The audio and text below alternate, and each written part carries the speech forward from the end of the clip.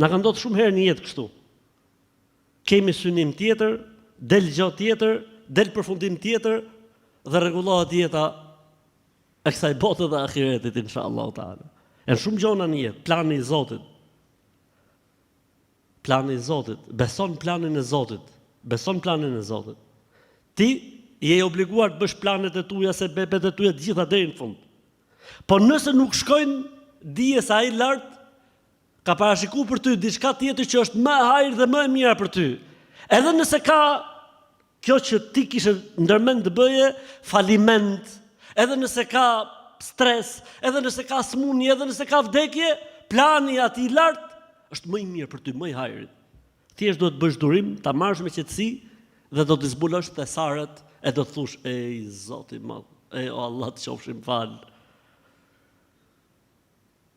E pyete një herë një burr të moshëm, i tha si i ke punët?